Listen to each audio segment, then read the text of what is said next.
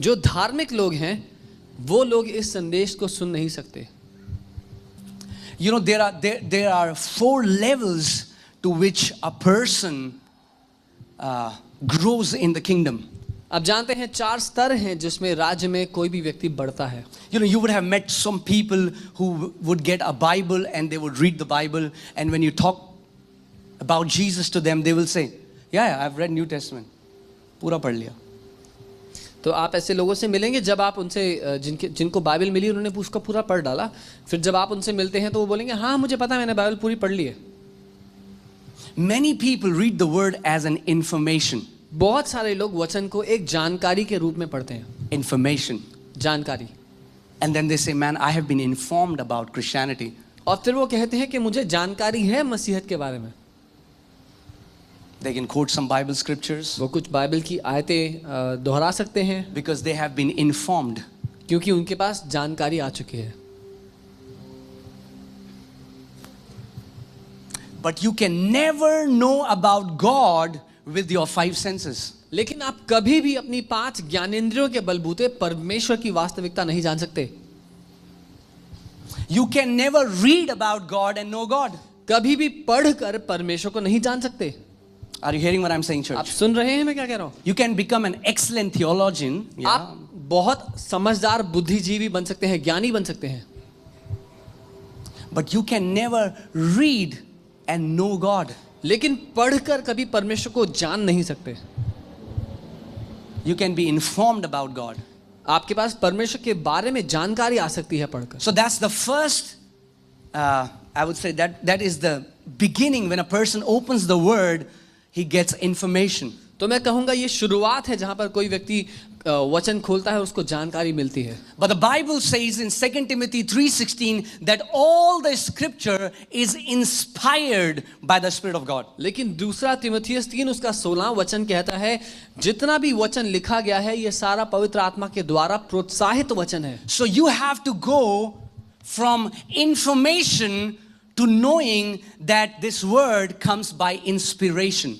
So जानकारी से हमें आगे आना जरूरी है जहां हमें मालूम हो ये जो वचन मैं पढ़ रहा हूं ये केवल जानकारी नहीं लेकिन ये पवित्र आत्मा के द्वारा प्रोत्साहित वचन है. When your attitude is, okay, I'm reading this, but it's not a book written by a man, this is a book inspired by God himself. जब आपकी सोच आपकी विचारधारा ये हो कि ये किताब इंसान के द्वारा लिखी गई नहीं लेकिन ये किताब परमेश्वर के द्वारा प्रोत्साहित है. Amen? So information to inspiration. So जानकारी से प्रोत्साहन की ओर. Amen? But that is not enough. लेकिन इतना काफी नहीं है. When you have a right heart's attitude towards the Bible, God is going to give you revelation. Say revelation. जब आपकी विचारधारा आपके मन की विचारधारा वचन के प्रति सही है तो परमेश्वर आपको प्रकाशन देना शुरू करेगा उसमें से. Amen? Revelation simply means God will unveil those things which are hidden from other people. प्रकाशन का साधारण तौर में मतलब ये है कि परमेश्वर उन बातों से जो छुपी हुई हैं आपके लिए पर्दा हटा देगा. Amen? That means when you spend time with God, He's going to show you things that other people don't know. Because He is letting you have the revelation of Himself. इसका मतलब जब आप वचन में समय बिताएंगे परमेश्वर के साथ समय बिताएंगे तो वो आपको वो बातें बताएगा जो दूसरे लोग नहीं जानते क्योंकि वो आपको मौका दे रहा है अनुमति दे रहा है अपने उस प्रकाशन को सीखने का जानने का. Amen? But even revelation isn't enough. लेकिन केवल प्रकाशन भी काफी नहीं है.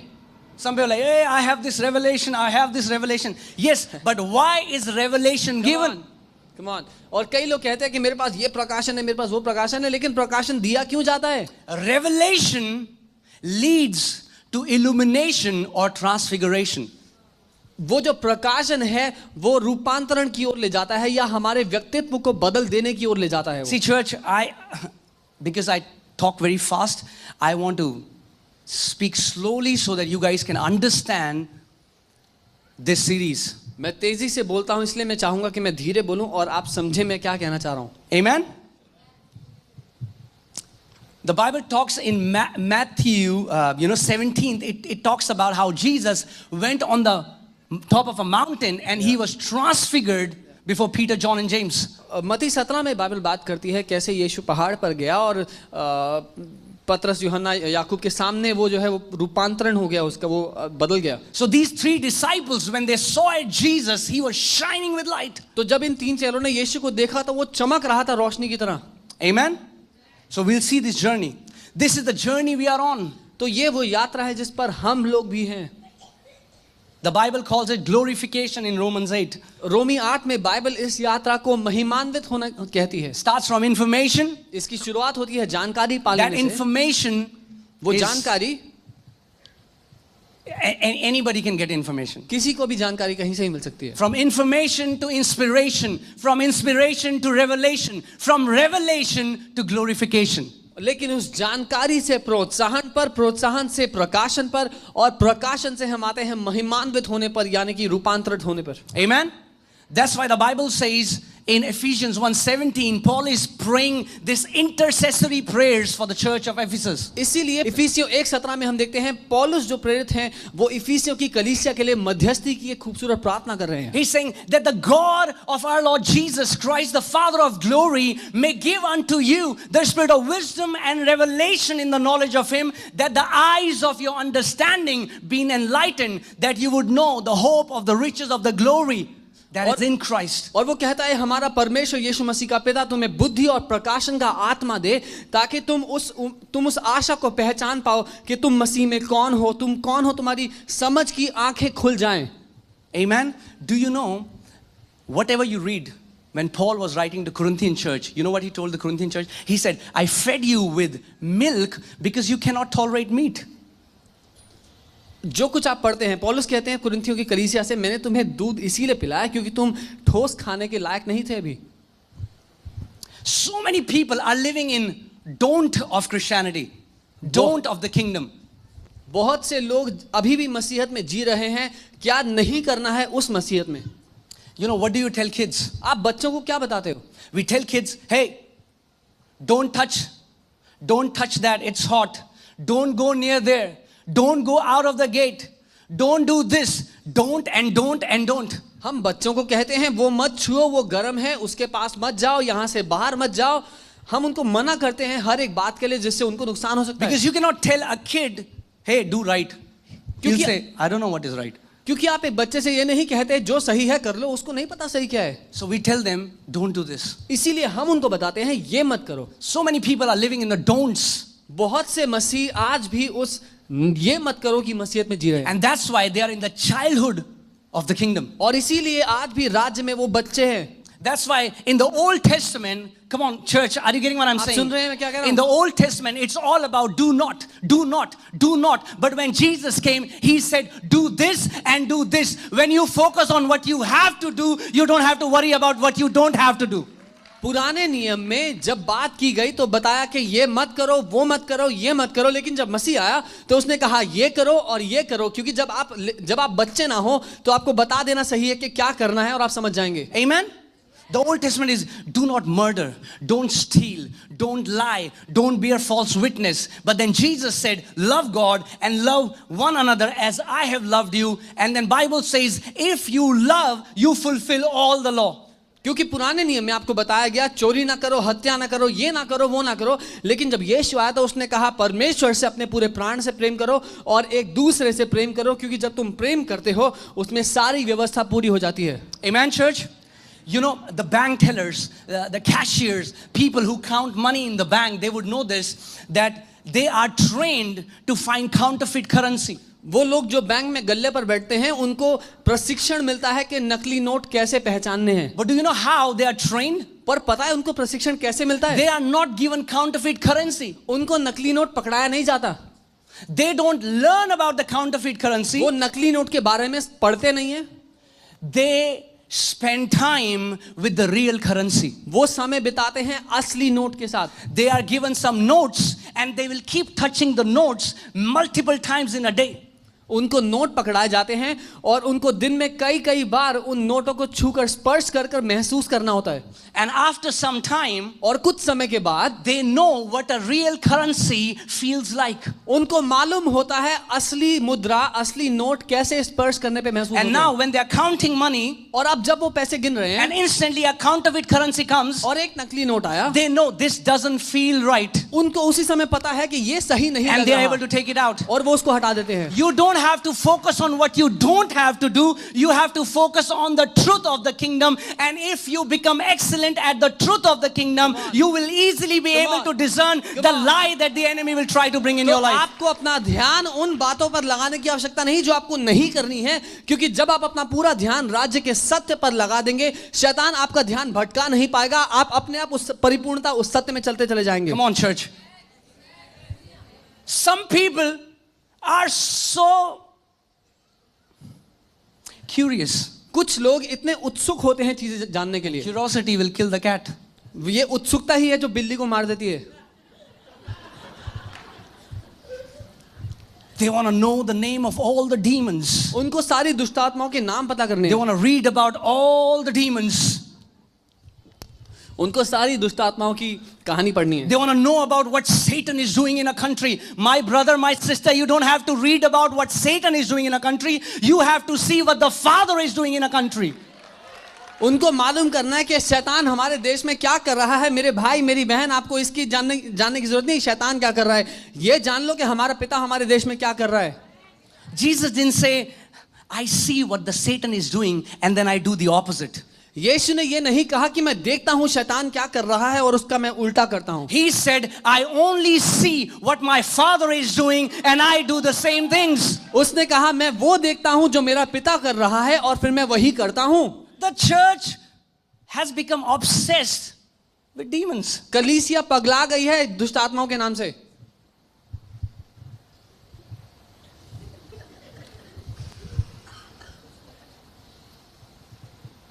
Don't waste your time with demons. अपना समय दुष्ट आत्माओं के साथ बर्बाद ना करें। Did you hear what I said? आपने सुना मैंने क्या Come कहा? on, turn to your neighbor and say, don't waste your time with demons. अपने पड़ोसी से कहें अपना समय दुष्ट आत्माओं के साथ बर्बाद ना करें। They are stupid beings. वो बेवकूफ प्राणी हैं। I'll say it again. मैं दोबारा कहूंगा, They are stupid beings. दुष्ट आत्माएं बेवकूफ प्राणी हैं। They are looking for stupid people. वो बेवकूफ लोगों को ढूंढ रही हैं। They want attention. That's what Satan wanted in heaven. He wanted attention and he was kicked out. Now he's looking for attention on the earth. उनको ध्यान चाहिए, कोई हमारी ओर देख ले काश। और यही है जो शैतान स्वर्ग में जाता था, जिसके कारण उसको वहां से लात पड़ी। अब वो पृथ्वी पर है तो वही यहाँ पे भी वही तलाश रहे हैं, कोई हमारी ओर देख ले। Give all your attention to the Father. अपना पूरा ध्यान पिता की ओर दे। Give all your attention to Jesus. अपना पूरा ध्यान यीशु Give की all ore they. your attention to Holy Spirit because He's worthy. अपना पूरा ध्यान पवित्र आत्मा की ओर दें क्योंकि वो उस योग्य है। Amen, church? आमेन कलीसिया। Hallelujah. So today we are going to learn some things. Maybe some things would be very new. इसलिए कुछ चीजें हम आज सीखेंगे और हो सकता है कुछ बातें बहुत नई हो। The Bible says in Matthew 16:16, it talks about Jesus asked Peter, "Hey Peter, who do you say I am?" मत्ती 16:16 में यीशु सवाल करते हैं, पतरस से पूछते हैं कि पतरस तू क्या कहता है, मैं कौन हूं? He said, "Some say you are Elijah, some say Jeremiah, some say you are a prophet." कुछ वो कहते हैं कि कुछ कहते हैं तू एलिया है, कि कुछ तू नबी है, तू भविष्यद्वक्ता है। Jesus said, "No, Peter. वो कहता है I नहीं don't पतरस। care about what others say for me. और यीशु कहता है मुझे परवाह नहीं बाकी लोग क्या बोलते हैं But मेरे who बारे में। do you say I am?" लेकिन पतरस तू क्या कहता है, मैं कौन हूं? And the same question he's asking each one of us today. और यही सवाल है जो यीशु आज हम में से हर एक से पूछ रहा है। Who do you say Jesus is? क्या कहते हैं आप कि यीशु कौन है? Amen? And Peter says, "Thou art Christ, the Son of the living God." और पतरस कहता है कि तू अभिषेक मसीह है, तू वो मसीह है जो परमेश्वर का पुत्र है। And Jesus says, "Blessed are you, Simon Bar-Jonah, for flesh and blood has not revealed this to you." और वो कहता है धन्य है तू पतरस, क्योंकि लहू और मांस ने तुझे ये बात नहीं बताई. What Jesus is saying is, you did not learn it from your five senses. यीशु ये कह रहे हैं कि ये बात तूने अपने 5 ज्ञानेंद्रियों से नहीं सीखी. Flesh and blood didn't reveal it, लहू but my Father who is in heaven, He told you who I am. लहू और मांस ने तुझे ये बात नहीं सिखाई, लेकिन मेरा स्वर्गीय पिता है, उसने तुझे ये बात सिखाई है. Amen? So know this, that the true revelation of the word has to come from heaven. इसलिए ये समझिए कि सच्चा प्रकाशन जो है वचन का वो केवल आत्मा की ओर या पिता की ओर से ही आता है. Amen? So know this, that we are more than logical or biological beings. Come on. इसलिए समझिए कि हम लोग शारीरिक प्राणी से कई ज्यादा हैं. You are more than dopamine and endorphins and oxytocin and all these things. आप कई ज्यादा बढ़कर हैं उन सारे केमिकल से जो आपके अंदर चलते हैं. You are a spirit being. आप एक आत्मा हैं. Amen? So guys, are you ready? क्या आप तैयार हैं? Okay, so we'll go slowly. हम धीरे धीरे बढ़ेंगे. And I want you to bear with me. और मैं चाहता हूं कि मेरे साथ बने रहें. Let's go on a journey. हम एक यात्रा पे जाएंगे. We did a faith series हमने विश्वास की शिक्षा पे कई भाग किए थे and we got tremendous testimonies. और अद्भुत उसके परिणाम हमने देखे. We saw people doing discipleship in Australia with that. They come together, they watch that. बहुत सी गवाहियां हमने देखी. हमने देखा ऑस्ट्रेलिया में कैसे कुछ लोग साथ मिलके वो फेथ सीरीज देख करके सभा करने लगे. And people different places. We got so many testimonies, people getting healed. और अलग अलग जगहों पे बहुत सारी गवाहियां हुई. कई लोग चंगे हुए वो देखते हुए. So let's go to John chapter 16. I'll read from verses 12 and 13. So हम यूहन्ना 16 मैं 12 और 13 आयत पढ़ूंगा. Say, I'm attentive. कहे मैं ध्यान दे रहा हूं. Amen. Proverbs 4:20 says, the Bible, God says, my son, attend to my words. नीति वचन में परमेश्वर कहता है मेरे बेटे मेरी बात ध्यान से सुन. John 16:12 to 13, Jesus is saying, he's telling the disciples, he says, I still have many things to say to you, but you cannot bear them now. यूहन्ना 16 12 13 यीशु कहते हैं कि मेरे पास बहुत सी बातें हैं तुम्हें बताने के लिए, लेकिन अभी तुम उनको झेल नहीं सकते. Think about it. सोच के देखिए. The disciples have seen demons being casted out. चेलों ने देख लिए हैं दुष्ट आत्माएं निकलती हुई. They have seen dead being resurrected. मुर्दे जिंदा होते हुए. They have seen Jesus multiplying the food. यीशु को रोटी को कई गुना They बढ़ाते have हुए. seen blind seeing, lame walking, अंधे देखते हुए, lepers लंगड़े being चलते cleansed. हुए, कोढ़ी शुद्ध होते हुए. Jesus, what are you talking about? यीशु क्या बात कर रहे हो? They've seen everything, सब कुछ तो देख which लिया we उन्होंने. think is in the kingdom. जो हमें लगता है कि राज्य में यही सब कुछ है, उन्होंने सब कुछ देख I लिया. went to church, a blind man started seeing. Praise God for that, but there is more. मैं कलीसिया गया था, एक अंधा देखने लगा. रहे प्रभु का धन्यवाद हो, लेकिन इससे बहुत कुछ बढ़कर है. Oh, I went to church, I saw a deaf woman start hearing. Praise God for that, but there is more. मैं कलीसिया गया था, मैंने देखा एक बहरी स्त्री सुनने लग गई. प्रभु का धन्यवाद हो, लेकिन इससे कई बढ़कर है. So they were living with Jesus. ये लोग यीशु के साथ जी रहे थे. Think about it, 3 years. 3 साल तक साथ थे. They ate together, slept together. साथ में खाए पिए सोए. And Jesus is telling them, और यीशु उनसे कह रहे I हैं have मेरे पास few things, कुछ बातें हैं. many things. बहुत बातें हैं. That means इसका मतलब there are many things that disciples didn't know at the time of Jesus. बहुत सारी बातें थी जो चेलों को नहीं पता थी यीशु के समय में. Amen? Because Jesus, what Jesus is saying is, you do not have the spiritual capacity.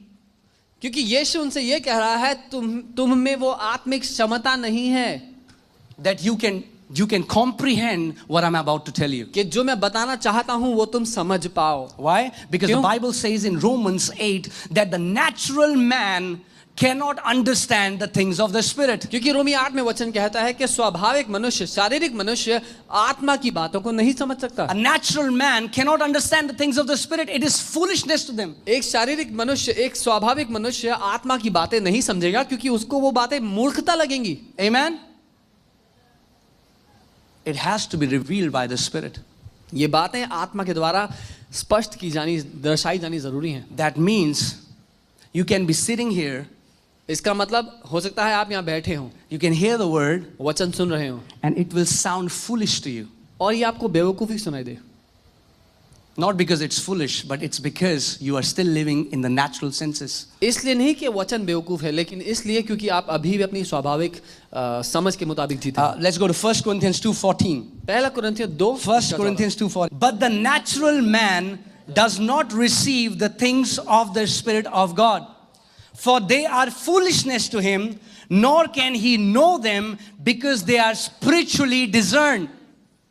लेकिन एक शारीरिक मनुष्य परंतु शारीरिक मनुष्य परमेश्वर के आत्मा की बातें ग्रहण नहीं करता, क्योंकि वे उसकी दृष्टि में मूर्खता की बातें हैं और ना वह उन्हें जान सकता है, क्योंकि उनकी जांच आत्मिक रीति से होती है। Now here's something what I'm about to say. सुनिए जो मैं कहने वाला Are हूं। you ready? तैयार हैं?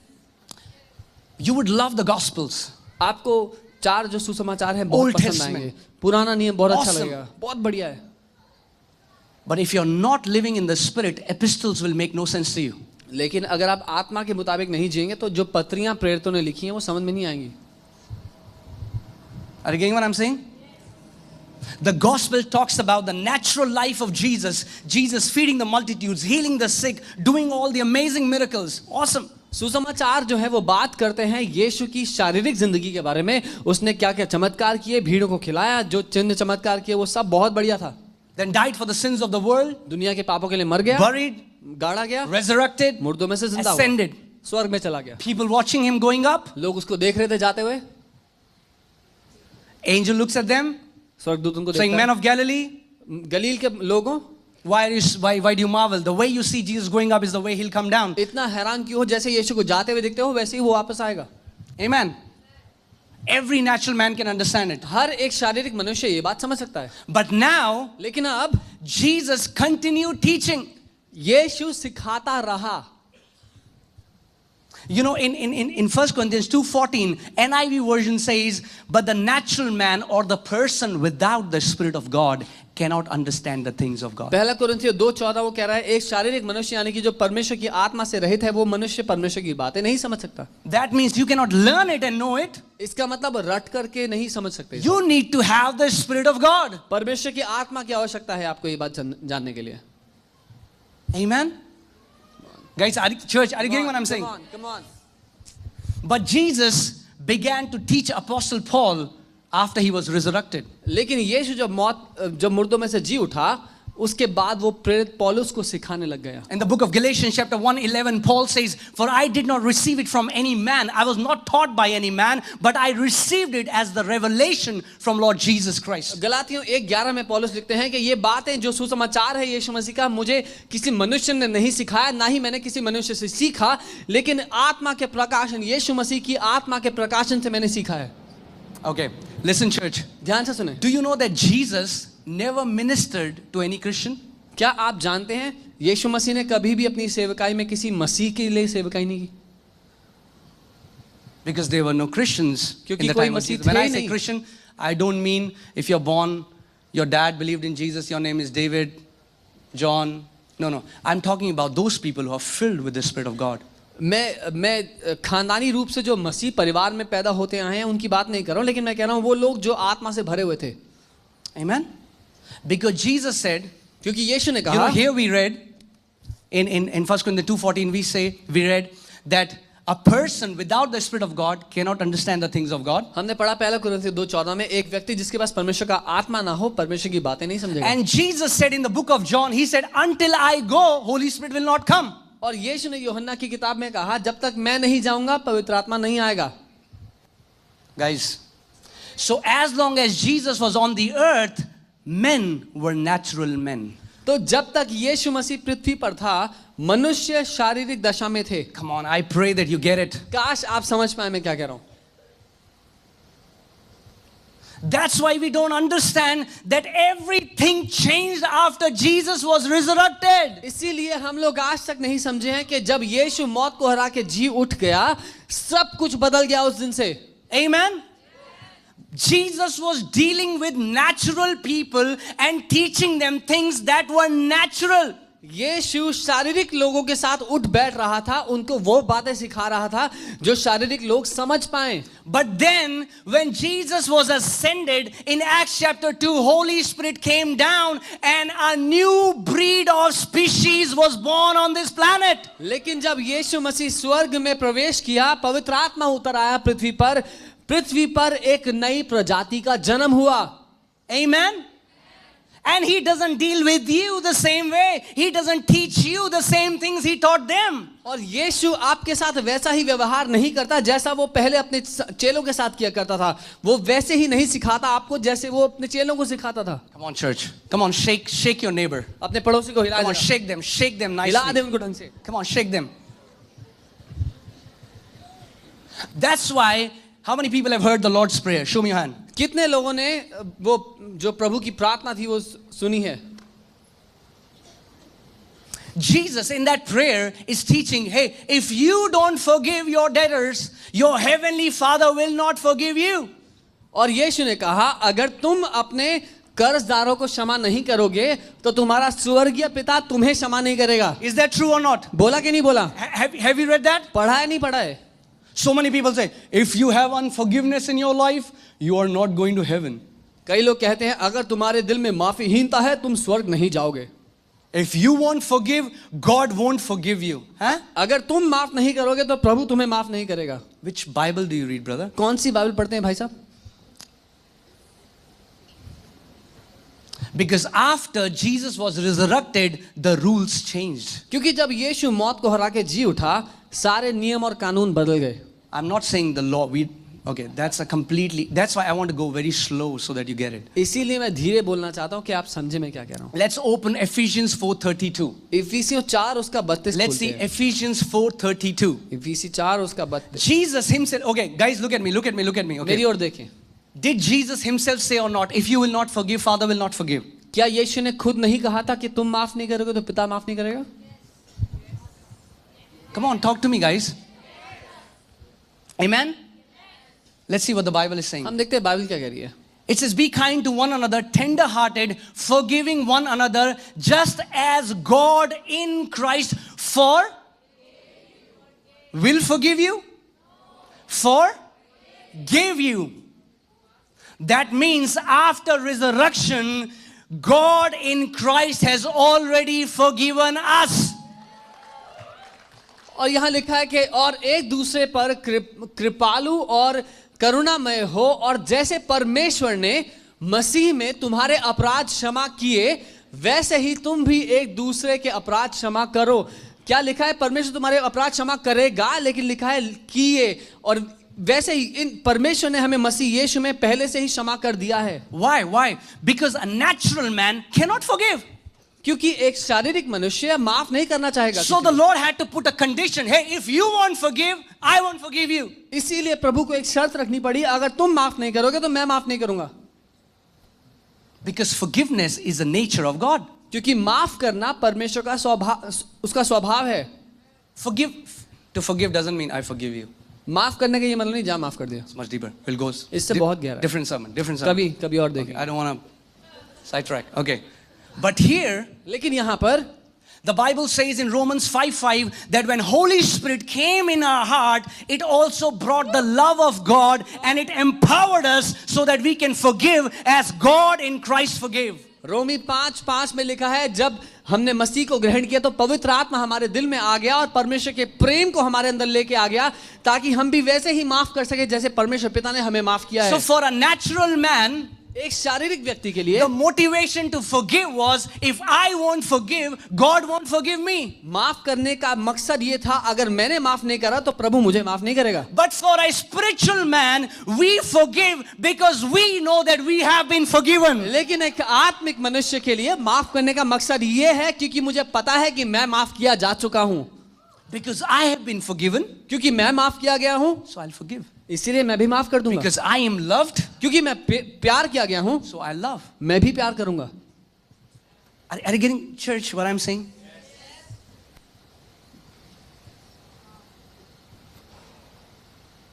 That's why you should know. Come on. You should know when the Bible is saying something, to whom it is saying. इसीलिए आपको मालूम होना चाहिए जब बाइबल कुछ कह रही है तो किससे कह रही है, Who is the audience? Who उसका is the speaker? वो किससे बात, किन लोगों से बात कर रही है, वक्ता कौन है. And I, you know, I joke and I say this so many times. So many people, you know, open the Bible and see a scripture. Say, और God, मैं- talk to me. God, talk to me. और मैं कई बार मजाक में से बताता हूँ कि कई लोग ऐसे खेलते हैं कि वो बाइबल बंद करते हैं, बोलते हैं प्रभु मुझसे बात करो, प्रभु मुझसे बात करो, बाइबल खोलते हैं. I've done it. How many people have done it? Come मैंने on, किया let's है. be. कितने लोगों ने किया Let's है? be honest. सच-सच We all बोलते have हैं done it, right? हम सब ने किया है कभी We ना all कभी. have done it. सब ने किया है. And the Lord is so compassionate और प्रभु इतना दयावान है that He does talk to people through that. कि वो उसके द्वारा भी बात कर लेता है, As long as you're babes. जब तक आप छोटे बच्चे हैं. So when I was a young believer, जब मैं एक जवान I विश्वासी would था open these verses and these beautiful verses from the Bible will come. तो मैं ऐसे खोलता बाइबल और इतने प्यारे प्यारे वर्सेस निकल के आते बाइबल से. I love you. मैं तुझसे प्यार करता हूँ, You know, beautiful verses. सुंदर सुंदर आयत. And then after some time, कुछ समय बाद such dangerous verses that I will close the Bible. ऐसी खतरनाक आयतें आने लगी कि मैं उनको बंद कर देता एकदम से. So one time this guy, एक बार एक व्यक्ति, he had a habit to do this. उसकी आदत थी ऐसा So like, करना. Lord, talk to me, talk to me, talk to me, ding. उसने कहा प्रभु मुझसे बात करो और खोल दी So Bible. he opened the Bible Bible खुली and it said, and Judas hanged himself. और लिखा था और यहूदा ने अपने आप को फांसी लगा लिया. So he closed the Bible. उसने डर के So मारे that's बाइबल बंद कर certainly the. not for me. बोला ये तो मेरे लिए नहीं है, So मेरे like, लिए नहीं है. I know where I open the Bible, so I'll open from a different place तो so उसने that, कहा मुझे पता है बाइबल इधर से खुली था, मैं इधर से खोलूंगा. he said, Lord, talk to me. प्रभु मुझसे बात करो. So he opened the Bible फिर बाइबल खोली and it said, और लिखा था do likewise. और लिखा था जा तू भी ऐसा ही कर. So don't do that. इसलिए ऐसे ना खेलें.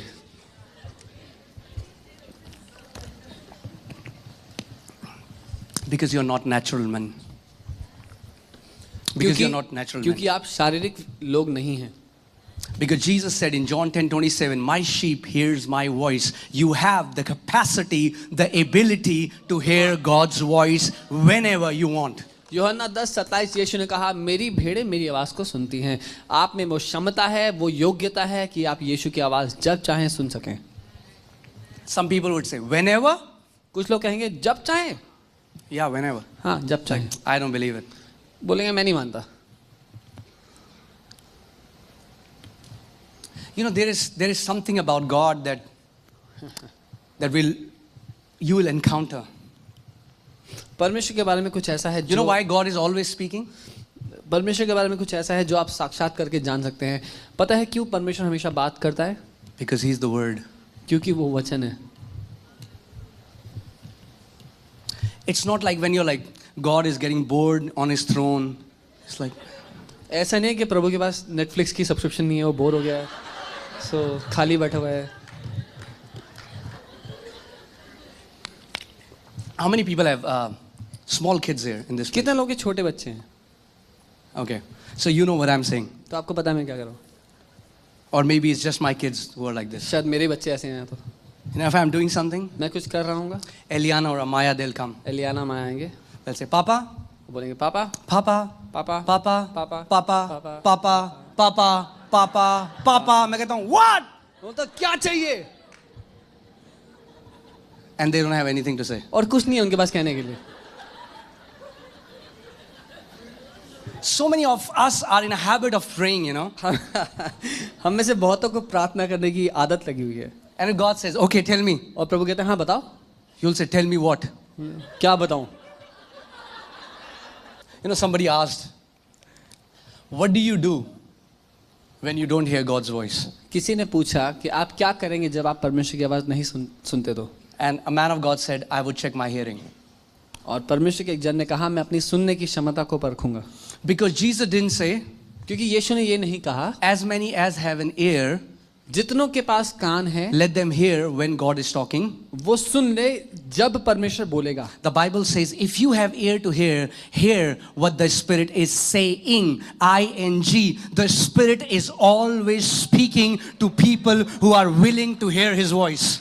और वचन कहता है जितनों के सुनने के कान हैं वो सुन लें कि आत्मा क्या कह रहा है. वो हमेशा